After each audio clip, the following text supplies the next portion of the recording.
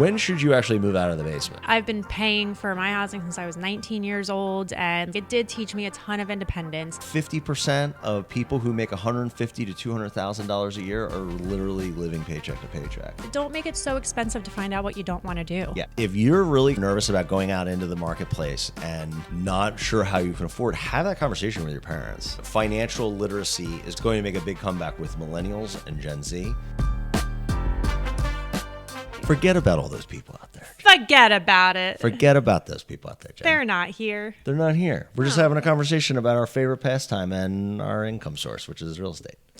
Yeah. Yeah? Yeah. Yeah. Yeah. Fuck yeah. Welcome back to Millennium Up. Yeah. Last 2 weeks, we've been talking about something near and dear to your heart, and this is something I want to talk about, which is near and dear You to let my me heart. have mine. I'll let you have yours. I have a lot of experience talking to younger people, especially as they decide to enter into the home buying stage. Cool. Same. But I also mentor a lot of younger people who work for another company that I'm affiliated with. It's hospitality, lots of 21 to 27-year-olds, lots of people going through college, coming out of college, that Gen Z, that like first part of Gen Z. I think Gen Zs are like 20. They're getting old. They are getting old. I think that they're like 20, 28 now.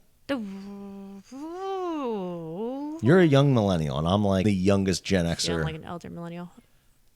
They might be like 26, 27. If you're a Gen Zer and you're on the upper end, just let us know how old you are. Yeah. Because my cousin's, oh no, he might be. Yeah. He's 28? Ew. Yeah.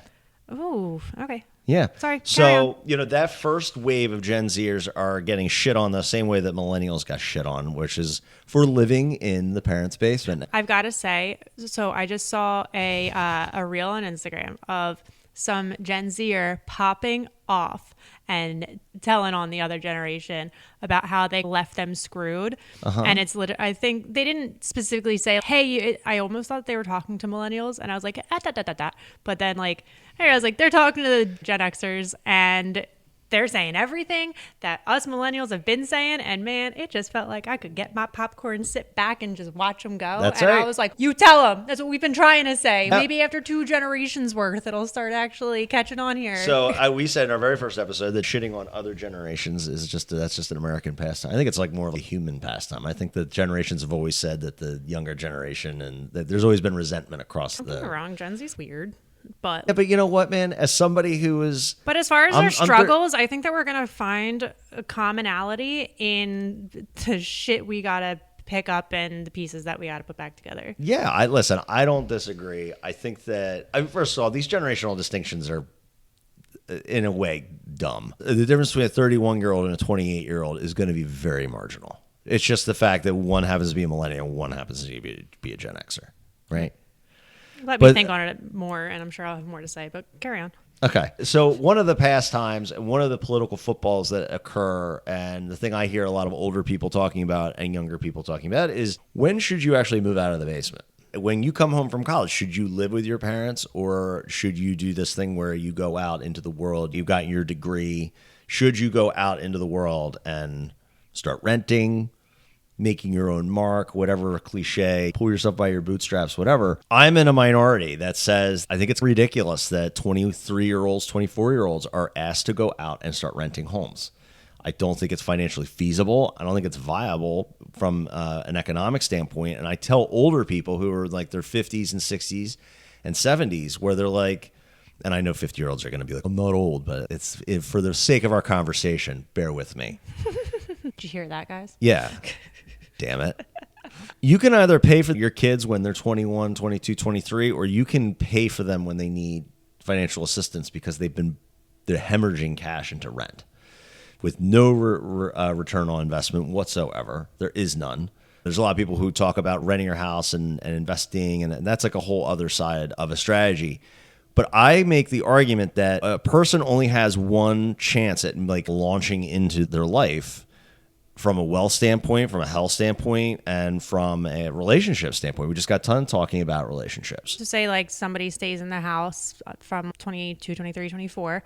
So then what do you think the age should be that being at home with mommy and daddy is a little bit much? Well, I think it logistically, I think it's on a case-by-case basis. Like if a person's going to med school and they're onboarding $400,000 worth of debt. Like, there's no reason that person should be out renting as well, unless they're in another city in residency doing something where they can't have that support system. But let's say, so we're in Philadelphia, right? If somebody lives right just outside the city, somebody's in residency at University of Pennsylvania, I have no problem with that person until they're 27, 28. If they're comfortable living there and their parents don't give a shit, what do we care? They've got a boatload of bills and, frankly, depressed wages when they first become a doctor and debt waiting for them. And like, why would you then also ask them to go spend $2,000 a month on rent, and they got to buy their own food and everything like that? And listen, I have no problem with a parent charging like a small rent or saying you got to get your own. Like, here's my take on that. That did happen to me, and I was not as fortunate to be able to have an option to not rent.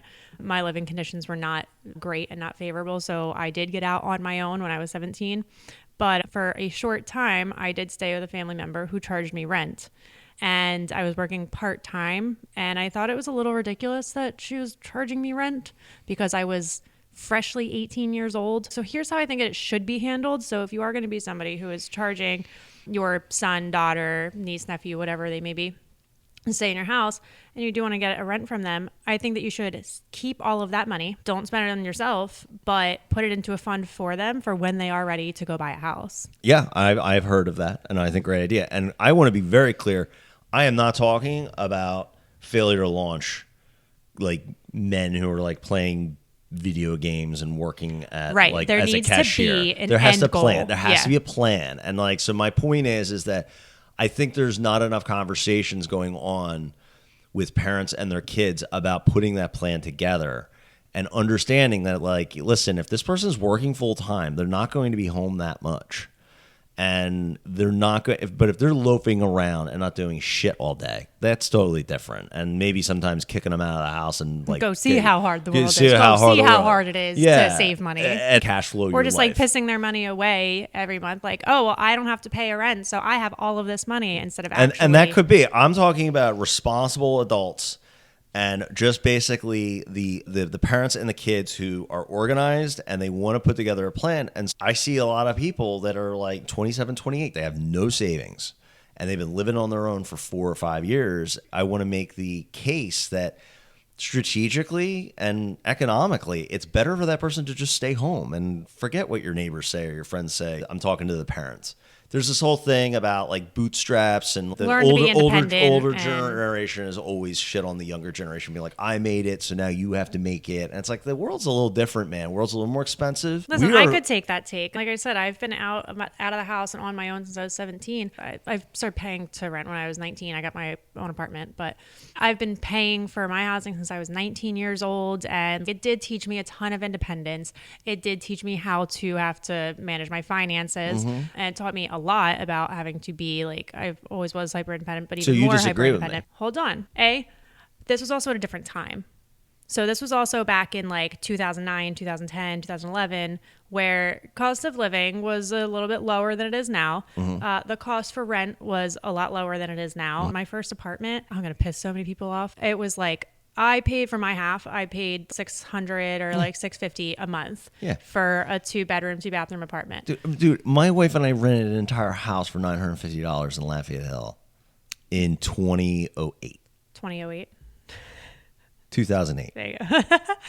Right. So I can say I did this. So like, why can't you? That, I think, is the boomer way of saying it. Yeah. Because I can also admit to the fact that, like, it was cheaper for me to do that at the time. And it would have been a hell of a lot easier if I didn't have to. Yeah. Like, I was also really stressed. I lost myself a lot during that time. Yeah. I was too busy having to, like, hustle and work hard and make that extra money. And I was exhausting myself. And it was just really just surviving to get through versus being able to sit down and actually have a smart, strategic financial plan to get me, like, into a home. I mean, I did. I made it happen. But what I did and how I got it was not what people are facing right now. And it's also not typical. I mean, you didn't take the traditional approach. No. to it. To anything in And listen, you got thrown in the deep end of the pond, but you just got done saying you were and stressed. I did it. It would have been a lot easier if I didn't have to. Yeah, and that's the thing. And listen, I realize there are some parents who don't have the means to support their kid past the age of 18. Because I think where this could go wrong too, though, is like if somebody is just parents let their kids just stay at home, and for me it just gets too comfortable. Because then also imagine that somebody has been staying at home all this time. That sticker shock has got to be so much stronger. If there's a plan, it's less so, because it's like, listen, I'm going to let you stay here for the next 4 or 5 years, but you're going to save your money, and we're going to talk to somebody now, and I'm going to show you how expensive it is to buy a house. Right. You're not going to pay someone else's mortgage for 5 years and stress yourself out. I'm going to let you stack your cash here, and then we're going to go out and make a good investment for you so your payment's not through the roof. There's such a lack of financial know-how in this country. It doesn't surprise me that this is a problem. I think that there are a lot of people out there, they're just checking boxes. It's like, okay, you got through high school, now it's time to go to college. You go to college, okay, now this is what I did in 1995. I moved out. And not acknowledging that times have changed and things are different, and so does the path and the direction that people are going in. Yeah. Don't even get me started on how the people just have no option, or it's not even presented to them to do vote tech stuff, or to do just go be an HVAC technician. We need more. Yeah, listen, go be a roofer. Occupation. Go get into construction. I think one of the biggest rackets in this country is college. I really do. It is a cash grab. It is a way for a lot of loans to be issued. I'm not a conspiracy theorist, but I do believe there is an effort to send that message that you should get a college education and going into debt. It's killing people's chances of getting a house too. I've had plenty of people who want to buy a house come to me, they go through the process, get in touch with the lender comes back and says, everything looks great except your debt to income ratio is it's too high. You could barely qualify because of your student loan debt. Yeah. And it's and we haven't even talked about that. Maybe you take that 22 to 25 year and crush that debt and maybe try to pay off those small loans that you have maybe for your education. But being able to retire that debt would then put yourself in a better position. But you can't do it while you're renting. That's what I was going to get to, though, is hard. I think that this will start becoming a little bit more and more normal as time goes on because of all these issues that have been going on. But I think where it can go wrong is when there's not going to be any plan in place. It's one thing to say, stay at home and save some money, period.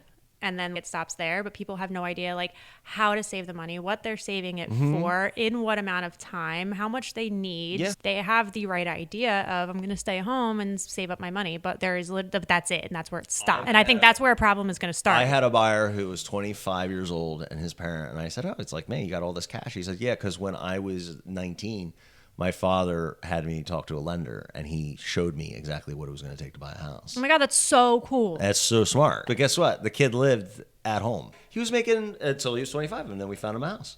And he knew how much it was going to cost. He knew what the costs were involved. Talk about there's no such thing as too soon, but there is such thing as too late. You're talking 6 years ahead of time. We're not even talking months or even 12 months. And during that time, he was able to take care of some of his student loan debt. Like I said, there's such a lack of financial literacy in this country. I just was watching this Instagram post from Rachel Cruz, who's highly affiliated with Dave Ramsey. I think it was 50% of people who make $150,000 to $200,000 a year are literally living paycheck to paycheck. And it's not because it's not enough money. It's because they just don't know how to manage their money. So you're thinking about somebody who makes $175,000 who's living paycheck to paycheck. How the hell is that person going to be okay, I'm a disaster financially, but this is what you're going to do, son or daughter.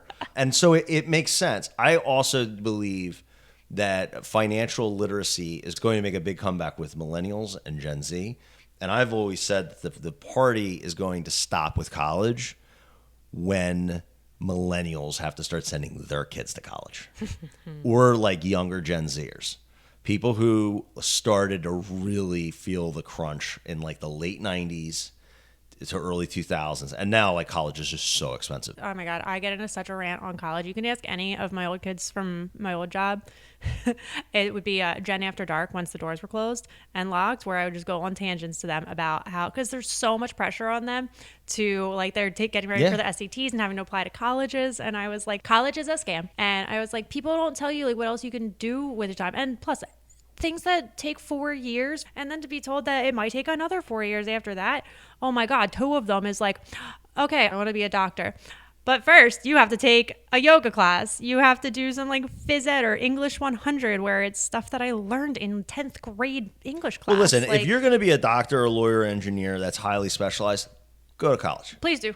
Go to college. I'm not saying I don't want bad. some bro doing heart surgery on me. But like an accountant. An accountant should probably go to college. I'm not saying they shouldn't go to college. I'm saying there are certain classes that are prolonging the amount of time, the amount of money you're hemorrhaging. Yeah, that's their first world problems. I'm talking about the person who like wants to go into sales. They end up getting a history degree and they become cooks.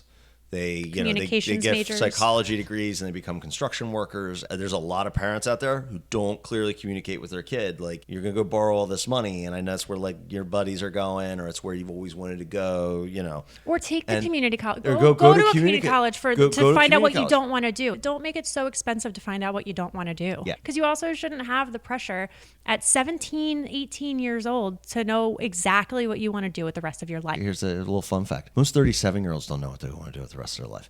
Most people are unhappy with what they do. So the idea of asking a 17 or 18-year-old what they want to do is complete, unless they're like absolutely passionate about something. Love that. And that's great. But that's like the Jenna Nusky version of knowing, like with like home buying, where like you were able to rent for all those years and you ended up buying anyway. Like, it's hard to do what you did. You should be proud. Thank you, I am. But at the end, being impulsive also. Being impulsive and impatient for another time. But I still very firmly believe that the younger Xers and millennials will start this trend where they're going to be like Johnny and Susie are not going to the college. They are not doing this weird thing, because a lot of times by the time those parents are sending their kids to college, they are still paying off their own debt. And so they're going to be like, I'm not putting my child through that. And so whether you want to go to college or not is totally your business. I would just implore, have a plan. Yeah. Or have a couple of options you want to go for. So like my father gave me great advice. He said, I don't care what you go to college for. If it's not in business, you're going to minor in it. And if you're not in some forward-facing business minor, you are going to take public speaking classes. He said you have to know how to actually talk to people in order to have options. And it was great advice. But the same thing goes for buying a house. If you want to buy a house before the age of 30, you absolutely must have a plan, unless you're receiving an inheritance or you're making gobs and gobs of money where you don't have to plan. Or you had college paid for by your parents or some other kind of fund. Getting out ahead of this is very important, and I do strongly believe that a reversion from this like fierce independent American ideology of everyone gets a house, everyone stays in their own house, grandma's got her house, the kids and then the grandkids have their own house, is nonsense. And as things become more expensive, it is going to be harder for everyone to afford all these houses. I was just going to say that I think as time goes on, it's going to get harder and harder for millennials and the Gen Z to buy houses. No, but I think it's going to get harder and harder for these three generations to be in separate houses. Like, we were already seeing it with seniors moving back with their kids because they can't afford, that they're too young to go into assisted living, or they're not sick enough to go, they're in good health, but they just can't afford to take care of this whole house on Social Security. That has already happened, but I feel that there's way too much pressure for young people to get out of the house and like go and like make because your it's bones. what you should do. You should do. Now listen, you live in Cincinnati and your daughter goes to NYU and gets an apprenticeship on Broadway. That's totally different. Yeah, she's gonna have to live in a shoebox for as long as it takes. That's different. But have a plan. And also, if you live in Cincinnati and you go to Ohio State and you have no idea what you want to do and you don't know where you want to work, come home. Regroup. Create a plan. Do what I did. Just live vicariously through your friends at their colleges when they have to go to class and you don't. You use their meal plans and their friends' meal plans. Don't do that. Trust me, I mastered this one. Don't do that. Don't do that.